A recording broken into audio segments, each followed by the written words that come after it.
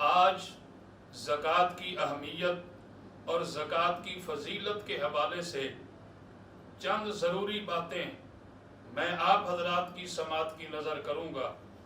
چنانچہ اللہ رب العالمین نے ارشاد فرمایا وَأَقِيمُوا الصَّلَاةَ وَآتُوا الزَّكَاةَ وَارْكَعُوا مَعَ الرَّاكِعِينَ۔ وَأَقِيمُوا الصَّلَاةَ اور نماز قائم کرو، وَآتُوا الزَّكَاةَ اور زکوٰۃ دو، وَارْكَعُوا مَعَ الرَّاكِعِينَ اور رکوع کرنے والوں کے ساتھ رکوع کرو۔ مشکوٰۃ شریف کی حدیث ہے،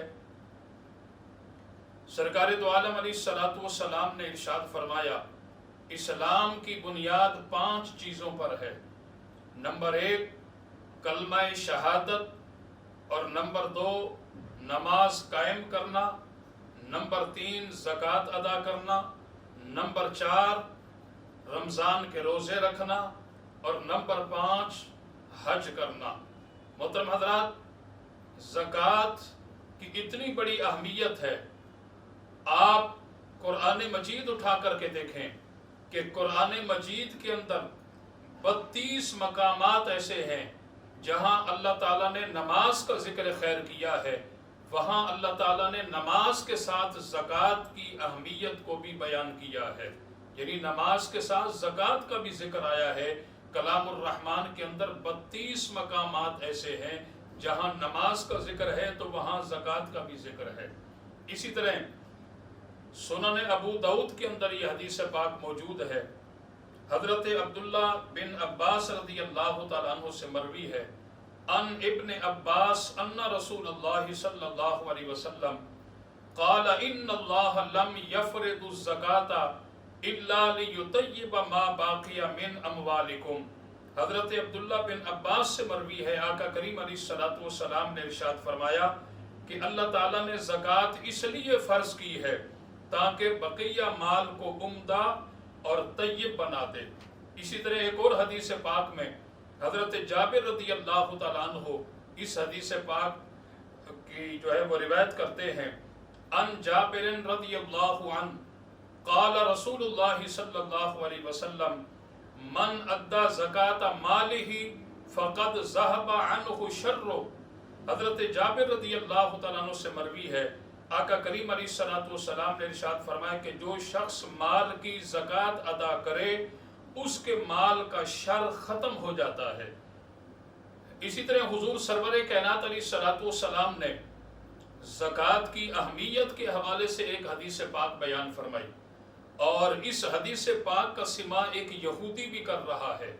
وہ یہودی جو کہ تجارت کیا کرتا تھا، اس یہودی نے جب یہ سنا کہ آقا کریم علیہ الصلوۃ والسلام نے ارشاد فرمایا کہ جس مال کی زکوٰۃ نکال دی جاتی ہے اس مال کی حفاظت اللہ تعالیٰ کرتا ہے، اس یہودی نے سوچا کہ میرا مال ہے تجارت، جو کہ میرا قافلہ آنے والا ہے، تجارت کا مال آنے والا ہے، اور اس یہودی کو یقین تھا کہ جس راستے سے میرا وہ تجارت کا مال آنا ہے اس میرے مال کو اس سے 99% یقین تھا کہ میرے مال تجارت کو لوٹ لیا جائے گا۔ اس نے حضور کا فرمان سن کر کے جس مال کی زکوٰۃ نکال دی جائے اللہ اس کی حفاظت کرتا ہے، اس نے جا کر کے اپنے اس مال تجارت کا حساب لگایا، حساب لگا کر کے اس نے زکوٰۃ نکال دی۔ یہودیوں نے جب اس کا یہ عمل دیکھا تو کہنے لگے کہ کیا میاں تم مسلمان ہو گئے ہو؟ اس نے کہا کہ نہیں، میں تو مسلمان نہیں ہوا۔ تو کہنے لگے کہ یہ عمل تو مسلمان کرتے ہیں، اپنے مال کی زکوٰۃ تو مسلمان نکالتے ہیں۔ اس یہودی نے کہا کہ میں نے مسلمانوں کے نبی سے یہ فرمان سنا ہے، حضور نے ارشاد فرمایا کہ جس مال کی زکوٰۃ نکال دی جائے اس مال کی حفاظت براہ راست اللہ رب العالمین خود کرتا ہے، لہذا مجھے یقین تھا کہ میرا مال تجارت لوٹ لیا جاتا، اس لیے میں نے اس کا حساب لگا کر کے اس کی زکوٰۃ نکال دی۔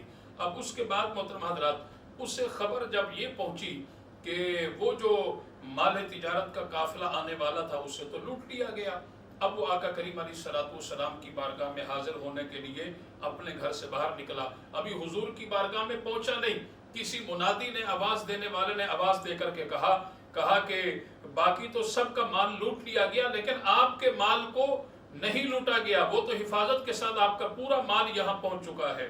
وہ یہودی بڑا حیران کہ یہ کیسے ممکن ہے، تو بتایا گیا کہ آپ کا مال تجارت جس اونٹ پر سوار تھا اس اونٹ کی ٹانگ کے اندر تکلیف ہوئی، وہ لڑکھڑانے لگا، آہستہ آہستہ چلنے لگا۔ ڈاکوؤں نے سوچا کہ اگر اس کے آرام آرام سے چلنے کی وجہ سے ہم اگر کہیں پکڑے گئے تو یہ ہمارے لیے مصیبت کی بات ہو جائے گی، لہذا وہ اس سواری کو چھوڑ کر ہی ڈاکو وہاں سے فرار ہوئے، لہذا تمہارا وہ مال تجارت بالکل سلامتی کے ساتھ پہنچا۔ وہ یہودی اس بات کو سن کر کے آقا کریم علیہ الصلوۃ والسلام کی بارگاہ میں حاضر ہوا اور عرض کی کہ یا رسول اللہ، جس نبی کا فرمان اتنا سچا ہے، اگرچہ اس نبی کا کلمہ پڑھ کر کے اس کی غلامی کا پٹا اپنے گلے میں ڈال لیا جائے تو اس نبی کی غلامی میں کتنی برکت ہوگی۔ اسی وقت اس یہودی نے کلمہ طیبہ پڑھا اور کلمہ طیبہ پڑھ کر کے مسلمان ہو گیا۔ اسی طرح محترم حضرات، روح البیان کے اندر علامہ اسماعیل حقی رحمۃ اللہ علیہ زکوٰۃ کی اہمیت کے حوالے سے یہ واقعہ بیان کرتے ہیں۔ علامہ اسماعیل حقی رحمۃ اللہ علیہ فرماتے ہیں کہ حضرت موسیٰ علیہ السلام کا گزر ایک ایسے شخص کے پاس سے ہوا جو کہ نہایت ہی خشوع اور خضوع کے ساتھ اللہ کی عبادت میں مشغول تھا۔ حضرت موسیٰ علیہ السلام نے اس کے انداز عبادت کو دیکھ کر کے اللہ کی بارگاہ میں عرض کی کہ باری تعالیٰ، یہ بڑا ہی خوش نصیب انسان ہے جو کہ اتنی لگن اور اتنی خشوع اور خضوع اور اخلاص کے ساتھ تیری عبادت کر رہا ہے۔ اے باری تعالیٰ، تیری بارگاہ میں اس انسان کی تو بڑی عزت ہوگی، بڑا مقام اور مرتبہ ہوگا۔ اللہ کریم نے ارشاد فرمایا کہ پیارے کلیم سنو، اگرچہ یہ شخص روزانہ 1000 رکعت نماز ادا کرے اور یہ شخص اگرچہ روزانہ 1000 غلام آزاد کرے، اگرچہ یہ شخص روزانہ 1000 حج کرے، اگرچہ یہ شخص روزانہ 1000 آدمیوں کی نماز جنازہ ادا کرے، اگرچہ یہ شخص روزانہ 1000 جنگیں لڑے، فرمائے کہ پھر بھی اس سے کوئی فائدہ، کوئی ثواب نہیں ملے گا جب تک یہ زکوٰۃ ادا نہیں کرے گا۔ محترم حضرات، ذرا غور کریں آپ اس بات پر، اگرچہ کوئی شخص زکوٰۃ ادا نہ کرے اور یہ ساری نیکیاں کرنے کے باوجود بھی اس کا کوئی عمل قابل قبول نہیں ہوگا۔ اسی طرح علامہ ابن حجر یہ واقعہ الزواجر کے اندر لکھتے ہیں اور الکبائر کے اندر بھی یہ واقعہ موجود ہے۔ ایک شخص کا انتقال ہوا اور جس شخص کا انتقال ہوا اس کے گھر میں لوگ جب آئے فاتحہ خوانی کے لیے، دعائے خیر کے لیے، دیکھا تو انتقال کرنے والے کا جو بھائی ہے وہ زارو قطار رو رہا ہے۔ اسے صبر کی تلقین دی گئی، بھئی ہر ایک نے مرنا ہے، کل نفس ذائقۃ الموت، ہر نفس نے موت کا ذائقہ چکھنا ہے، آپ صبر کریں، اللہ کی رضا پر راضی ہو جائیں۔ اور اس نے کہا کہ میں کس طرح صبر کروں، میں دراصل مجھے اپنے بھائی کی وہ تکلیف رلا رہی ہے جو کہ میں نے بذات خود اپنی آنکھوں سے دیکھی۔ لوگوں نے پوچھا وہ کیسے؟ تو اس نے کہا کہ جب میرے بھائی کا انتقال ہوا، ہم ان کی تدفین کے لیے گئے اور سارے چلے گئے، میں ان کی قبر پر ذکر اذکار پڑھتا رہا اور دعائیں کرتا رہا، اور جب سب چلے گئے تھوڑی دیر کے بعد میرے بھائی کی قبر سے چیخ و پکار کی آوازیں آنے لگی اور میں بڑا گھبرایا، پریشان۔